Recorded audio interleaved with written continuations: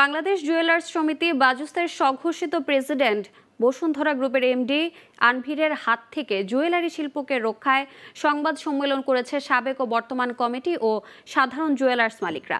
সকালে রাজধানীর বায়তুল মোকাররম মার্কেটে সংবাদ সম্মেলনে বক্তারা অভিযোগ করেন, বাজুসের স্বঘোষিত গঠনতন্ত্র বিরোধী প্রেসিডেন্ট বসুন্ধরা গ্রুপের এমডি সায়েম সোবহান আনভির শক্তি দেখিয়ে জুয়েলারি ব্যবসায় না হয়েও এ ব্যবসায়ীদের সংগঠনকে জিম্মি করে রেখেছেন।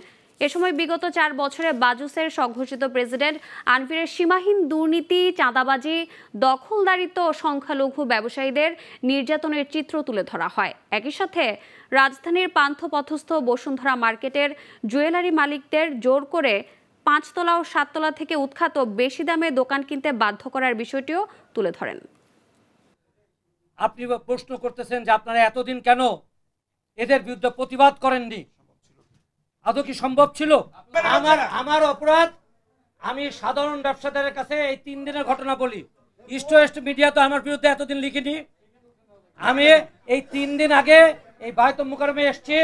বায়তুল মোকাররমে এসে সাধারণ ব্যবসাদাররা বলছে যে আমরা একটা ইজিএম অথবা এজিএম করে এই পরিবর্তন করতে চাই।